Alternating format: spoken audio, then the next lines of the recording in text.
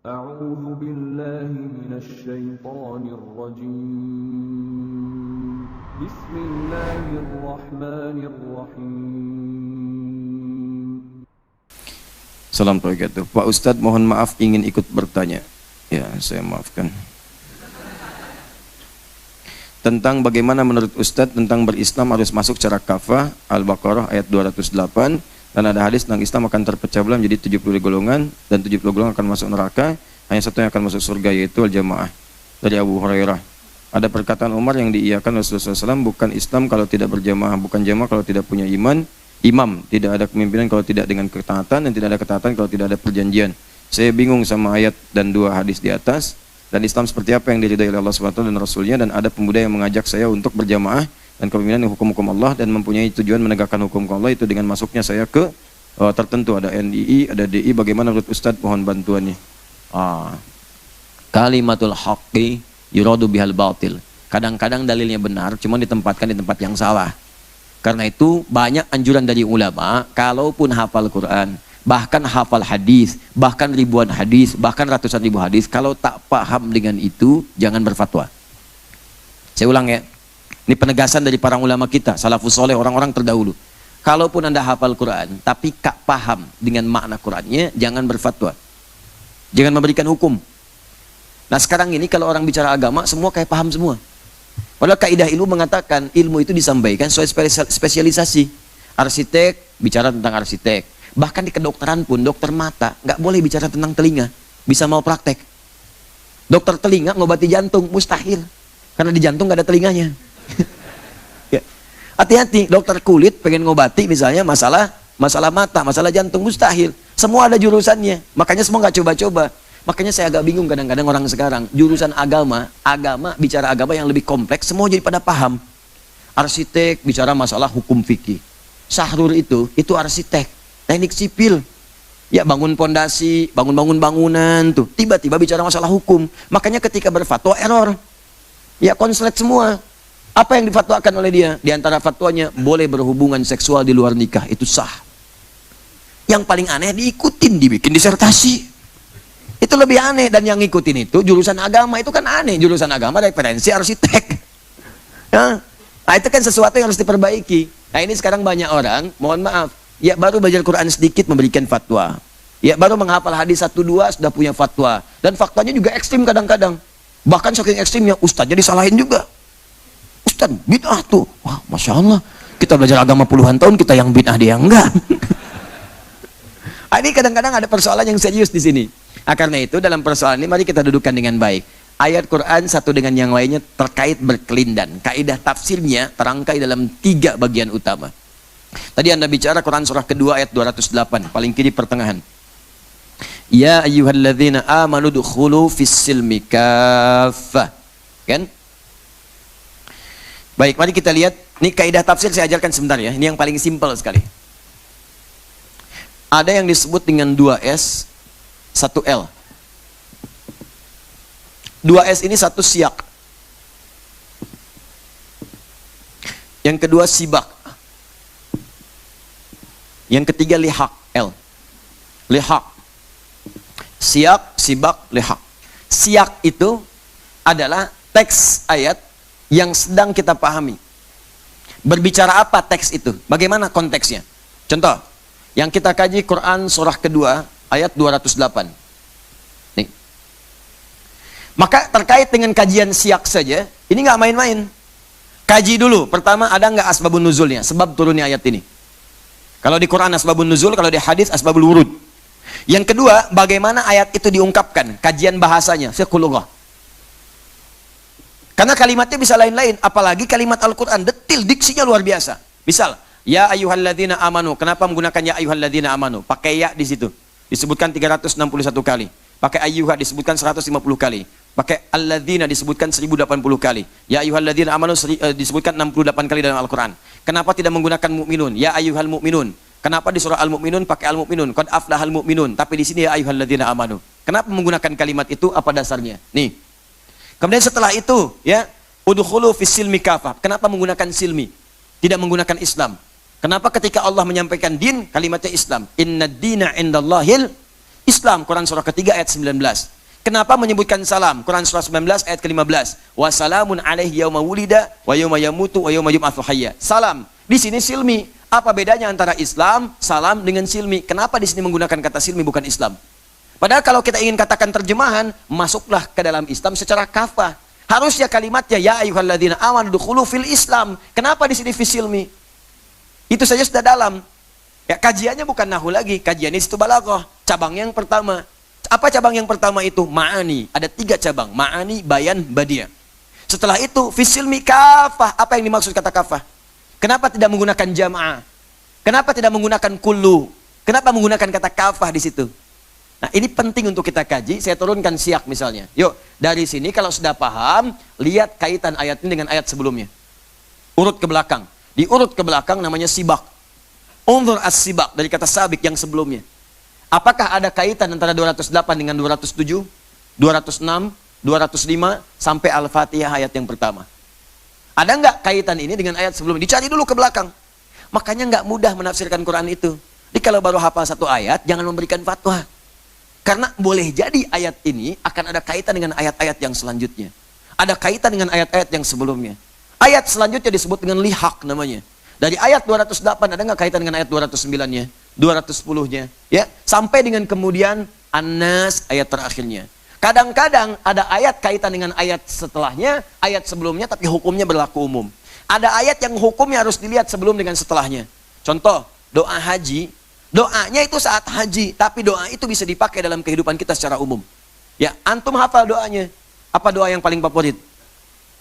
Rabbana atina fid dunya hasanah wa fil akhirati hasanah wa qina adzabannar. Doa itu kan doa haji. Doa haji dalam tawaf atau saat umrah. Anda bacakan dari mulai rukun Yamani ke Hajar Aswad. Atau Anda bacakan saat mabit. Atau bahkan sebelum ke Muna. Anda bacakan itu. Itu di Al-Baqarah ayat ke-201. Itu rangkaian ayat haji. Dari 196 sampai dengan 203. 196, 197, 198 sampai ke 203. Doa tadi itu di ayat 201. Wa minhum may yaqulu rabbana atina fid dunya hasanah wa fil akhirati hasanah wa qina adzabannar. Hukumnya apa? Hukum doa itu dibaca dalam hukum haji. Tapi karena doa itu maknanya umum, boleh dibacakan di setiap keadaan-keadaan. Habis sholat baca itu, boleh. Dalam kerjaan baca itu, boleh. Habis taklim baca itu, boleh. Makanya banyak para ulama, bahkan orang-orang biasa membacakan doa itu di setiap kesempatan. Nah sekarang, bagaimana menafsirkan ayat yang ini? Apakah terkait dengan ayat sebelumnya, ayat setelahnya, termasuk dari konteksnya itu sendiri? Sekarang perhatikan baik-baik. Ya ayyuhalladzina amanu, pelan-pelan. Hei orang-orang yang telah menyatakan dirinya beriman kepada Allah. Kalau ada kalimat ya ayyuhalladzina amanu, berarti panggilan ini mencakup kepada semua kalangan yang telah beriman. Dan tidak menilai apakah imannya kuat, imannya biasa-biasa, atau imannya lemah. Yang penting masih punya iman. Apakah dia laki-laki, perempuan, besar kecil gak dilihat. Karena itu menggunakan kalimat alladzina. Di semua masuk dalam kategori ini. Ya ayyuhalladzina amanu. Hei orang-orang yang telah menyatakan dirinya beriman kepada Allah Subhanahu wa taala. Udkhulu fis silmi. Masuklah ke dalam silmun. Masuk di sini maksudnya kerjakan, tunaikan. Lakukan. Silmi tuntunan dalam berislam. Di Islam tuh bingkainya. Frame-nya, tempatnya. Agamanya, bingkainya. Tuntunannya disebut silmi. Hasilnya disebut salam. Makanya surga disebut dengan Darussalam. Hasil dari perjuangan kita saat ibadah di dunia ini.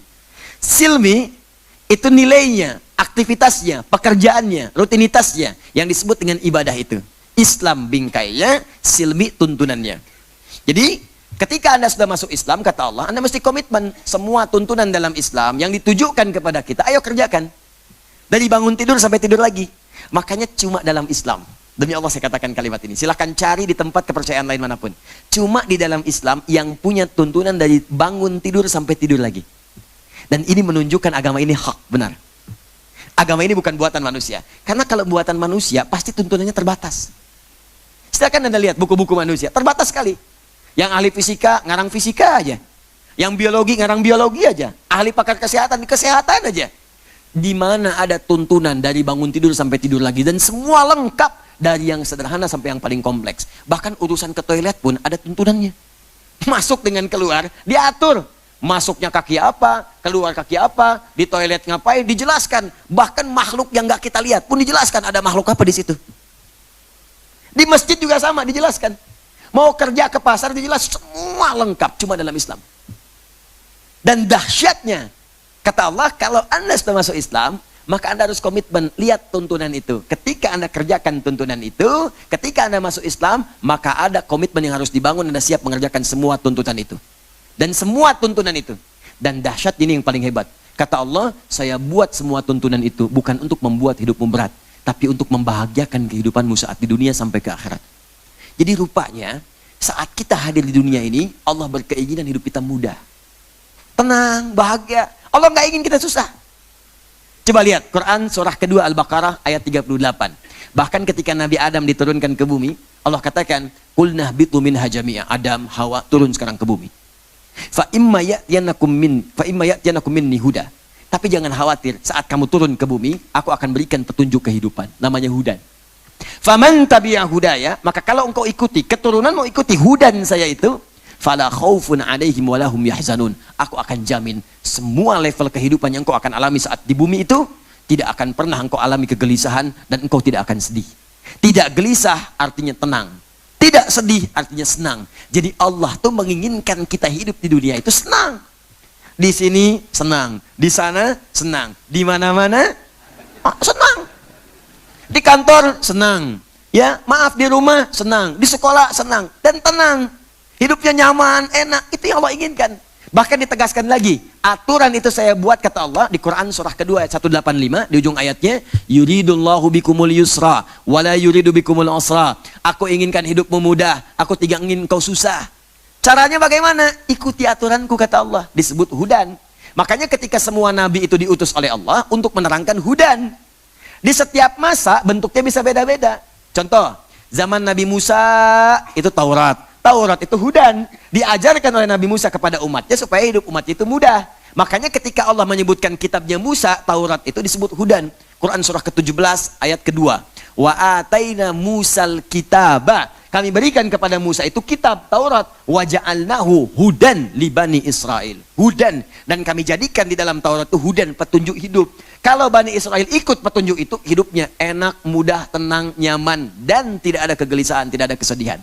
Zaman Nabi Muhammad diberikan Al-Quran. Tidak terbatas sampai dengan sekarang. Al-Quran itu saat diturunkan disebut hudan oleh Allah. Quran surah kedua ayat 185. Syahrul Ramadan alladzi unzila fihil Quran. Di bulan Ramadan diturunkan Al-Quran. Apa fungsi Al-Quran? Hudan, petunjuk kehidupan untuk semua manusia. Dinnas. Dzalikal kitabu la raiba fi hudan. Semua isi Al-Quran itu petunjuk hidup. Makanya di Quran itu, Pak, Ibu, mohon maaf, izin sebesar-besarnya. Dalam Al-Quran ada semua solusi hidup kita. Saya pernah bacakan cepat dulu. Dari bahkan sejak dalam kandungan, baru dilahirkan, petunjuk memberi ASI, petunjuk merawat anak dari balita sampai dengan dewasa, tantangan saat masa-masa kemudian muncul pubertas, rasa keinginan, rasa ingin mengenal, rasa ingin jatuh cinta, rasa ingin memiliki, tuntunan berumah tangga. Sebelum menikah sudah ada tuntunannya. Kalau jadi suami, ini nanti kewajibannya, ini haknya. Kalau jadi istri, ini kewajiban, ini haknya. Bahkan Masya Allah, nanti akan ada begini masalah di rumah tangga. Dijelaskan oleh Al-Quran. Ada masalah miskomunikasi, ada masalah kemudian salah paham, ada masalah dengan bapak mertua, ada masalah dengan ibu mertua. Kalau masalah begini, begini solusinya. Kalau sampai masalahnya keras, demikian rupa, nggak selesai, begini solusinya. Ada semua. Kalau pelaku rumah tangga belajar persoalan ini sebelum dia berumah tangga, niscaya rumah tangganya indah, tidak ada yang susah. Enak aja. Seorang ulama pernah kemudian dicela oleh sahabatnya. Seorang ulama, karena istrinya marah-marah terus. Wah, luar biasa. Dan memang menuntut terus, nuntut pengen ini, pengen ini, pengen ini. Dan sengaja membuat susah. Aku pengen mangga hari ini, dikasih mangga. Udah dibelikan mangga, nggak pengen, aku pengen jeruk. Masya Allah. Tiba-tiba temannya berkata, Syekh, kenapa Anda mempertahankan perempuan? Dia kan ganggu Anda susah, ibadah susah dan sebagainya. Ya sudahlah, cari yang lain kan banyak. Apa jawaban ulama ini? Karena beliau paham masalahnya, beliau tahu solusinya. Kamu ini bagaimana? Allah kirimkan surga ke rumahku, engkau meminta aku untuk keluar darinya. Maksudnya apa? Bukankah Allah berkata, innallaha ma'as sabirin? Allah bersama orang sabar. Bukankah kalimat pertama ahli surga? itu disambut oleh malaikat dengan kalimat sabar, salamun alaikum bima sabartum. Selamat Anda sabar saat di dunia. Dan Allah kirimkan kepadaku saat ini hal yang membuat aku sabar. Bukankah dengan perlakuan istriku itu aku bisa bersabar? Bukankah dengan sabar itu semakin dekat dengan Allah? Bukankah semakin dekat dengan Allah semakin mudah ke surga? Allah sudah kirimkan jawaban dari doaku. Aku minta surga, Allah kirimkan istriku. Kenapa engkau minta aku keluar darinya? Tuh. Jadi kalau semua rumah tangga bisa melihat seperti itu, enak. Masya Allah. Istri punya suami biasa-biasa, istri cantik luar biasa. Ada kasus yang begitu. Begitu istri dandan lihat suami, suami lihat, aduh Masya Allah, bengong. Mata tak berkedip, wajah tak berpaling. Istri bingung, sayang kamu kenapa? Madzabik. Kata suaminya, aku bersyukur ya Allah, dianugerahi istri cantik engkau. Kata istrinya apa? Ya kita berdua ke surga sayang, kita berdua ke surga. Kata suaminya, kok bisa? Engkau bersyukur dapat anugerah aku bersabar dapat anugerah engkau. Ya. Dan keduanya tertawa, marah enggak walaupun nyelekit gitu. Ini biasa aja gitu, nikmat. Nah, tuntunan ada semua. Semuanya ada. Dan penjelasannya dijelaskan lewat hadis. Jadi enggak ada di Al-Quran itu, enggak ada di Al-Quran semua tuntunan yang membuat kita susah. Ada semua tuntunannya dan detailnya ada dalam hadis Nabi, dijelaskan lengkap oleh para ulama. Nah, semua tuntunan ini oleh Allah dibatasi dengan kalimat yang sangat singkat tapi padat. Kafah. Cuman sayang, terjemahannya itu seenaknya saja. Kafah itu dari kata kufu. Kufu itu hal yang mampu dilakukan. Kafah itu menyeluruh, tapi yang kamu mampu kerjakan sebatas maksimal kemampuan kamu. Mampunya di mana? Nih ada tuntunan sholat, banyak nih. Dari yang fardu sampai yang sunnah. Sunnahnya beragam. Ada tahajud, ada syuruk, ada duha, ada rawatib, ada mutlak. Silahkan selama hidup, maksimalkan. Semua ini ada, tunaikan menyeluruh. Semampu kamu, silahkan. La yukallifullahu nafsan illa usaha. Di pemahamannya bukan semua sesuatu yang sudah harus dikerjakan semua, tidak. Bukan begitu cara memahaminya. Kamu mampunya berapa dari itu silahkan. Tahajud pun silahkan, banyak rakaatnya. Hadis Muslim nomor hadis 749 dari Ibnu Umar. Salatul laili masna masna wa idza khasya ahadakumul fajr falyutir rakatan wahida. Salat malam itu dua, banyak silahkan terus sebanyak-banyaknya. Kalau menjelang subuh khawatir subuh akan tiba, segera tutup 1 rakaat. Gak ada batas. Cuman dari semua batas itu, berapa yang kamu mampu? Ada yang mampu 11 dengan witir, ada yang mampu 23, ada yang sampai 40, ada yang 39, ada yang 37 dan sebagainya. Silahkan semampunya Anda. La yukallifullahu nafsan illa usaha. Ada yang mampu kemudian dengan harta, baru zakat silahkan. Mampu ke infak silahkan, mampu ke haji silahkan. Silahkan diikuti semua itu sesuai dengan tuntunan-tuntunan yang ada. Jadi kafah itu bukan memaksakan semua harus kita dapatkan. Kalau enggak gitu enggak sempurna. Bukan begitu cara memahaminya, Bung. Ya, itu seperti itu. Sekarang kan musim bung, ya, bung, ya. Panjangnya apa? Bungkusan. Gitu. Jadi teman-teman itu cara memahaminya tidak harus ini kalau nggak begini tidak kafah nih, nggak sempurna nih. Kalau nggak, apalagi kalau bahasanya sudah begini, kalau nggak ikut kami nggak kafah. Itu paling berbahaya. Kalau nggak ikut saya nggak kafah. Kalau nggak sesuai dengan aliran kami nggak kafah. Itu artinya fanatis. Itu hal pertama yang menunjukkan tidak kafah. Itu hal pertama yang menunjukkan tidak kafah. Jadi kalimat kafah itu artinya ada semua tuntunan dalam Islam ditunaikan sesuai dengan kemampuan. Bagaimana cara menunaikan kemampuan itu dilihat dari petunjuk dalil di hadis Nabi yang disampaikan oleh para ulama. Jadi panutan kita di ulama. Para ulama menyampaikan pilihan-pilihan. Nah, semua yang bersumber dari Nabi ini, bersumber dari firman Allah ini disebut manhaj namanya. Manhaj. Masih ingat di awal pertemuan kita, manhaj. Nih, manhaj, ada ibadah. Tuntunan ibadahnya contohnya sholat. Diajarkan dari takbir sampai dengan salam. Dibuka dengan takbir, ditutup dengan salam. Manhajnya sama, sholat. Nah, dari sholat ini diukur oleh Allah. Allah paling tahu tentang kita karena Allah yang menciptakan kita. Nih hambaku ini pasti punya perbedaan-perbedaan. Gak semua orang bisa menunaikan dengan cara yang sama. Ada yang bacaannya itu lidahnya beda. Ada yang bisa A, ada yang sulit A. Orang Arab aja ada yang nggak bisa A, Pak. Saya sering pernah sampaikan. Dipaksa-paksa sampai kiamat kurang 2 hari, nggak akan bisa. Di ketika kita bilang A, dia E. A, E, A, E, A, A, E, E. Pokoknya susah lah. Gitu ya. Tuh wilayah-wilayah Syam, Palestina, kan, Syria, ke Irak sana Mosul, ada sebagian Afrika. Dari sejak zaman Nabi dulu, itu mereka punya imalah E aja. Ya, jadi kalau kita bacakan wadduha itu lisannya susah. Wadduhe. Maka turunlah riwayat dengan menggunakan ada imalah namanya. Wadduha wallaili idza saja ma wadda'aka rabbuka wa ma qala walal akhiratu khairul laka minal ula. Antum ketawa. Tapi kalau saya bacakan pakai di sana, saya pernah bacakan tuh. Wadduha wallaili idza saja. Apa respon mereka? Ketawa juga. Itu. Karena bagi dia itu yang biasanya kebiasaannya kaifa haluk, kaifa halik. Madrasah, madrasah. Ana, ani, anta, ente. Ya, Betawi mungkin ke sana belajarnya gitu kan. Ya. Tapi itu sah. Karena secara antropologis, tempat-tempat tinggal kita itu akan memengaruhi cara kita untuk berkomunikasi. Di gang jauh-jauh ke Arab lah, di kita juga sama, variasinya ada kan? Banyak variasinya. Saudara kita yang di Medan, nya lebih dekat kan? Nah, mau kemana? Mau ke mana? Ya kan? Ini sepeda, sepeda. Besok aku akan ke Cicahem, Cicahem. Lain-lain. Bendanya kan sama, sepeda, sepeda, bendanya nggak berubah. Ya, ada yang pakai sin, ada yang pakai sad. Ihdinas siratal mustaqim, sin. Ihdinas siratal mustaqim, sad. Ada yang nggak bisa sin, nggak bisa sad, pakai zai. Ihdinas siratal mustaqim. Ada. Itu di Arab tuh variasinya. Makanya ketika diturunkan, turun kemudian ada 7 riwayat qiraat sab'ah, ada yang pakai a, ada yang pakai ada yang pakai sin, yang pakai sad. Mana yang paling mudah? Itu baru bacaan. Ada yang gerakan. Gerakan tuh ada. Mohon maaf teman-teman sekalian, begitu akan turun, sering saya contohkan ini. Turun dari i'tidal ke sujud. Ya kan? Sami'allahu liman hamidah, Rabbana walakal hamd. Turun mau sujud. Saat akan turun ke sujud itu, ada yang menggunakan telapak tangan nempel, ada yang menggunakan lutut turun. Ada dua-duanya. Kenapa turun dua tuntunan ini? Dua-duanya ada tuntunannya. Dan uniknya di kitab hadis yang sama.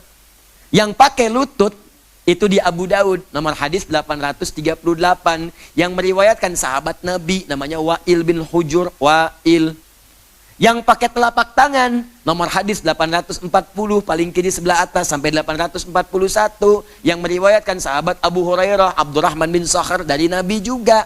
Dua-duanya ada, pakai lutut ada, pakai telapak tangan ada. Nah, saat kita akan tunaikan sholat itu, kenapa ada alternatif-alternatif itu? Supaya memudahkan, karena boleh jadi ada yang bisa dengan telapak tangan saat turun, ada yang mungkin dengan lutut saat turun.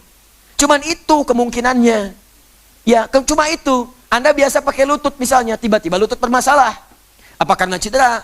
Apa seperti Nabi? Ketika Abu Hurairah masuk Islam, 3 tahun sebelum Nabi wafat. Nabi sudah sepuh. Saat Nabi sudah sepuh ini, saat akan turun, punya penyakit di lututnya. Sehingga kadang-kadang beliau ada pernah duduk, pernah bersandar. Saat akan turun, telapak tangannya duluan turun. Terlihat oleh sahabat Abu Hurairah, disampaikan demikian. Maka ditiru oleh beliau, keluarlah riwayat ini. Wa'il masuk Islam lebih duluan daripada Abu Hurairah. Nabinya masih, kalau dalam bahasa Jepang tuh masih jag-jag, ya, masih kuat, ikut perang Badar, ikut perang Uhud dan sebagainya. Nah, ketika sholat itu masih kuat, nggak ada masalah. Saat turun, lututnya turun duluan. Makanya dalam hadisnya disebutkan, idza sajadta wa arada ahadakum an yasjuda fala yasjud kama yabrukul ibil. Ibil, kalau kamu mau sujud, jangan kamu sujud seperti duduknya unta. Untanya disebut ibil. Ya, faliyadha rukbataihi qabla yadaihi, dahulukan lututnya sebelum telapak tangan. Tapi hadis yang kedua, idza sajadta fala tasjud kama yabrukul ba'ir, untanya disebut ba'ir. Nah, ini kalau ahli bahasa Arab dia akan lihat dulu, kenapa yang satu ibil, kenapa yang satu ba'ir. Dan unta itu banyak, ada jamal, ada naqah. Unta Nabi Soleh naqah, naqatallahi wa suqyaha fakadzabuhu fa'aqaruha. Ada jamal hatta yaljal jamalu min samil khiyat, ada ba'ir, ada ibil, afala yanzuruna ilal ibili kaifa khuliqat. Anda mesti mengerti ini. Kalau ibil itu unta umum. Mau jantan, mau betina umum. Ya, dan sifatnya biasa, belum ada beban. Jalan. Kalau jamal itu unta jantan. Aduh, nama saya Jamal Ustaz, kumaha ya? Bukan. Ya, itu pakai alif, jamalun. Nah, jamal. Ya jamalu, ya jamalu. Ya, jamal artinya adalah sifat keindahan. Sifat keindahan. Kalau sifat indah ini ditarik ke laki-laki menjadi jamil. Jamil, ganteng, jamil. Ya, Saiful ganteng, Saiful. Nah, kan? Kalau ke perempuan, kenapa? Kalau ke perempuan tinggal tambah tak di ujungnya, jamilah, kan? Ya, Mulan cantik, indah. Mulan, nah itu ya misal ya. Nah itu contoh. Jadi ini gambarannya. Tapi kalau alifnya dihilangin satu, jamalun, unta jantan. Itu. Anda mau umroh, nama Anda Jamal. Lihat dipisah, pakai alif apa enggak? Ya. Hati-hati. Begitu tanpa alif, Anda akan bingung petugas di Saudi itu ya.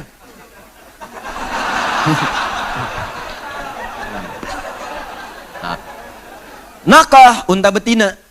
Jadi untanya Nabi Saleh unta betina. Makanya air susunya diambil waktu itu. Nakatallahi wa suqyaha. Ibil tanpa beban, ba'ir unta yang ada beban. Dan unta itu punya 2 kaki, punya 2 tangan. Tuh. Awas hati-hati. Saya dulu kajian tafsir itu, murid-murid kami di Tripoli, saya kumpulin. Ya, kajian tafsir prakteknya kebun binatang. Ya, teliti semua hewan-hewan dalam Al-Quran, keluarkan semua, bikin kelompok. Dia ada kelompok unta, kelompok monyet, dia kelompok lagi gajah. Jadi itu meneliti, tanya pada pawangnya semua, dan lihat kebiasaannya. Nanti disimpulkan kenapa Yahudi dikutuk menjadi monyet.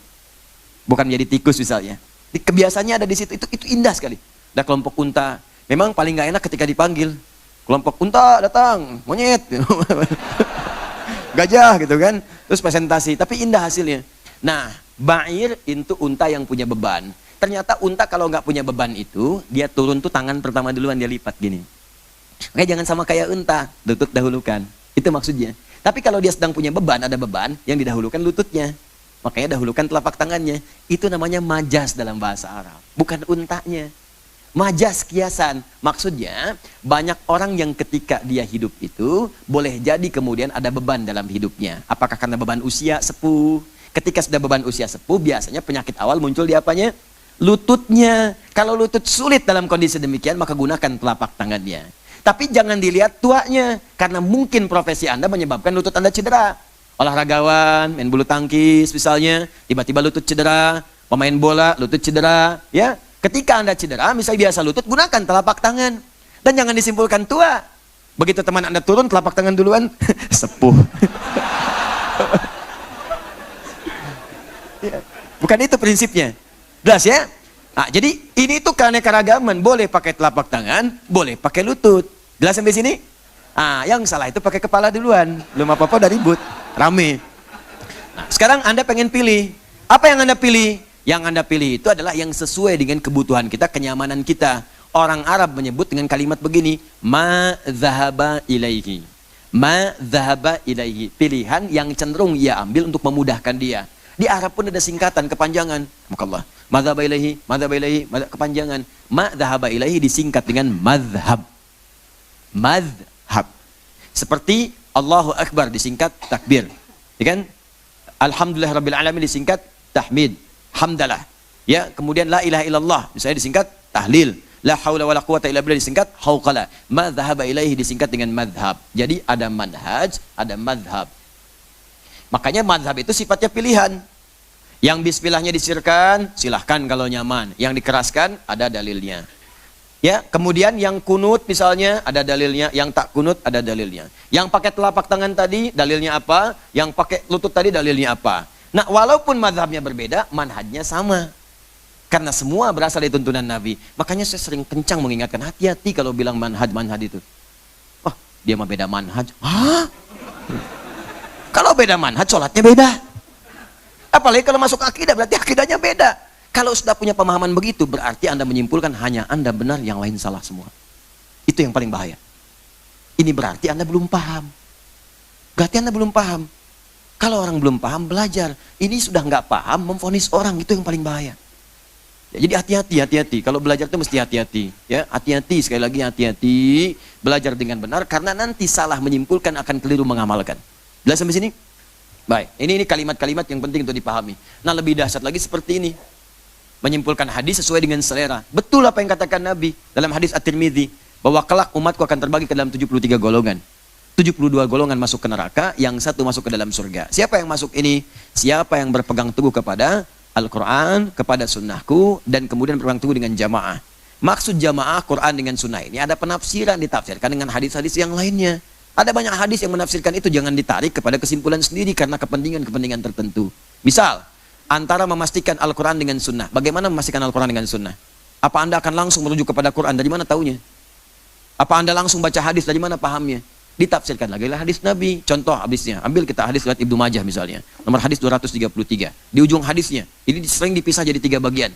Kalau saya bacakan dari Abu Darda, man salaka tariqan yaltamisu fihi ilman sahalallahu lahu tariqan ila jannah wa innal malaikata la tadu ajnihata ridan li talibil ilmi wa inna talibul ilmi yastaghfiru lahu man fis samawati wa man fil ardi hatta al hitanati fil bihar wa innal ulamaa warathatul anbiya wa innal anbiyaa lam yurithu dinaran wala dirhaman walakin warathul ilma fahaddu bihadin wafir. Kata Nabi, sungguh pewaris Nabi itu para ulama. Awas, para ulama. Nabinya sudah nggak ada sekarang. Anda mau kembali ke sunnah, bagaimana caranya? Kembali ke hadis, bagaimana caranya? Apa mau langsung ke Nabi, talakinya? Di mana? Di mimpi. Belum tentu ketemu juga. Maka jalurnya lewat ulama. Mesti ada belajar. Ulama mewariskan kitab-kitab. Yang kita pelajari sekarang nyambung tuh. Ulama, nyambung. Sampai nyambung ke 4 ulama yang paling populer. Bintangnya itu. Ya, Imam Abu Hanifah, Imam Malik, Imam Syafi'i, Imam Ahmad bin Hanbal. Semua punya karya. Jadi karya-karya sekarang itu hampir semuanya merujuk kepada 4 imam tadi. Ada yang lain, cuman 4 ini istimewa. Karena selain hafal, rajin menulis. Itu mengumpulkan semua referensi dari ulama sebelumnya. Mereka salaf semua tuh. Karena lahirnya di awal abad kedua semua. Abad kedua, tahun 200 Hijrah. Ya, Imam Abu Hanifah 150 Hijrah wafatnya. Imam Malik lahir 93 Hijrah. Imam Syafi'i 150 Hijrah. Imam Ahmad bin Hanbal 164 Hijrah. Itu ukuran mereka menghimpun ulama-ulama sebelumnya. Dari Nabi ke sahabat ke tabi'in dihimpun oleh mereka sampai ke kita. Di jalur belajar kita itu pasti akan lewat mereka.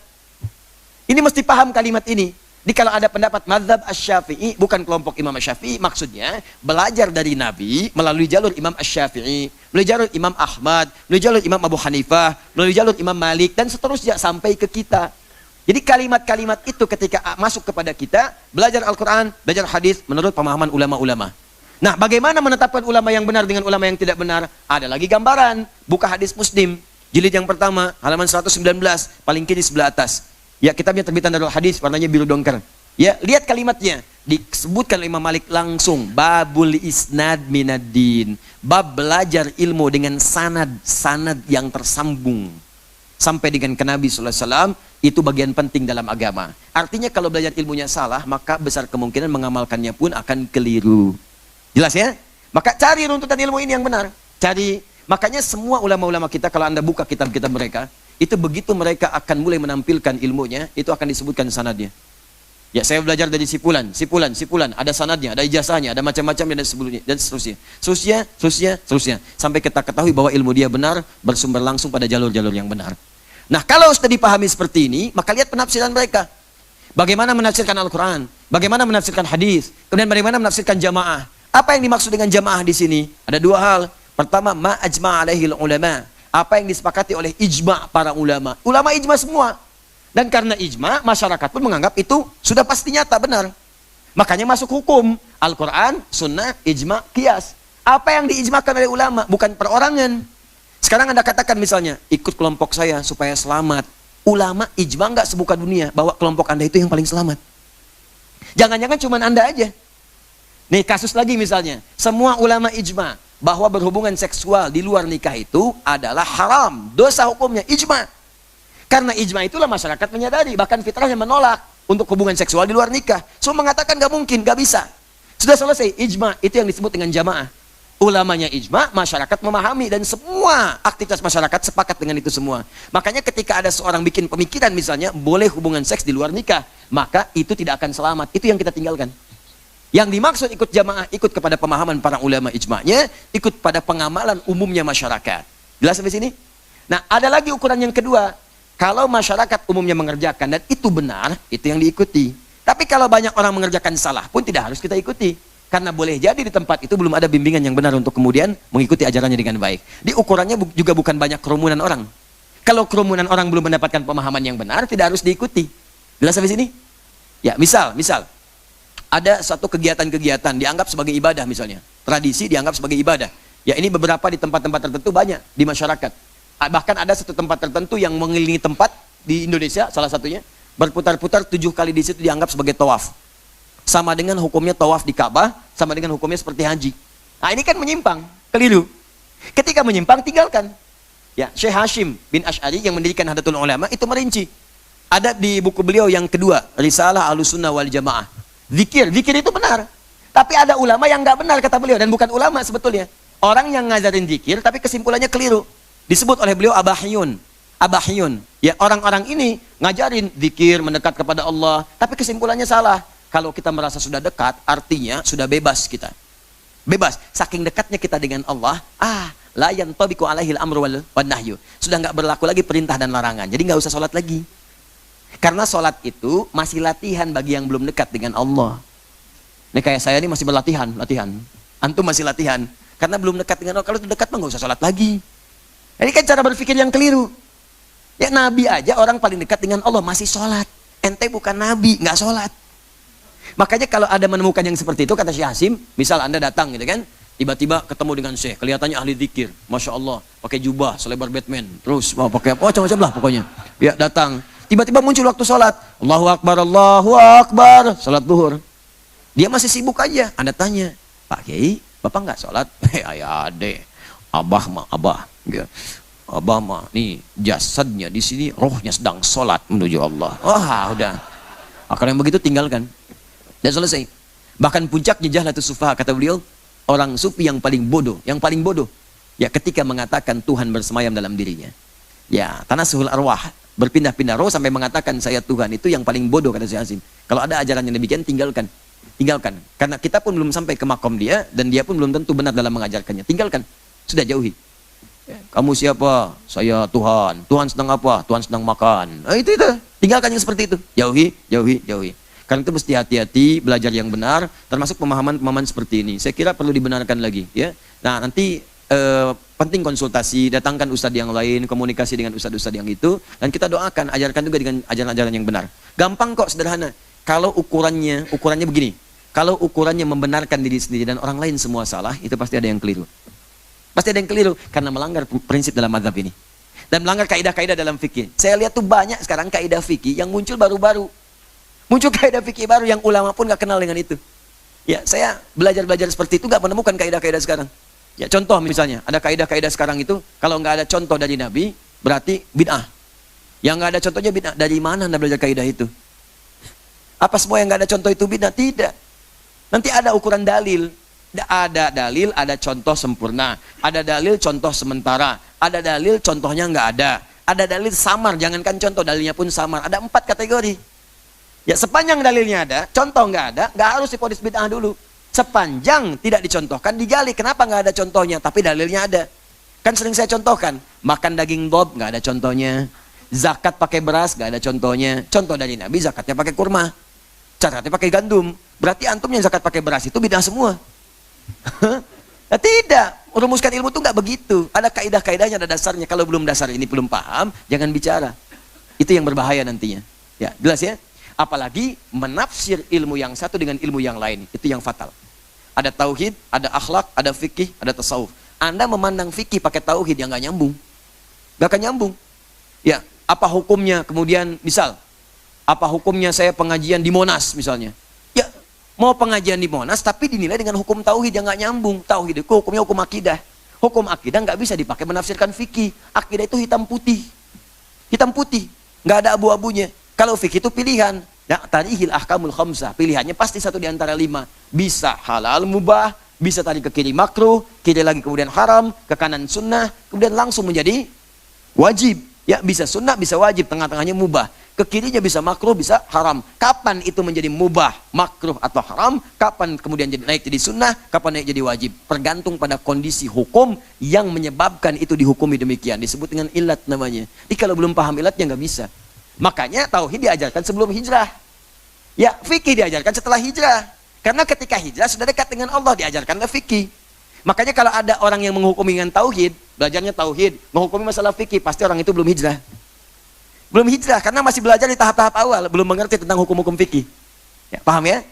Nah, jadi yang seperti ini menurut saya dijauhi saja, dijauhi supaya tidak melahirkan nanti fanatisme yang berlebihan, dan belajar dengan baik lagi serta tetap mendoakan yang demikian. Tadi tetap dihukumi hukum bergaul yang biasa. Jangan sampai kemudian jadi kasar, tidak. Ya, teman-teman bergaul, saya tidak pernah mengajarkan Anda mencela orang. Walaupun ada yang mencela saya, nggak apa-apa, mungkin belum tahu. Saya aja memaafkan, kenapa Anda mesti ribut?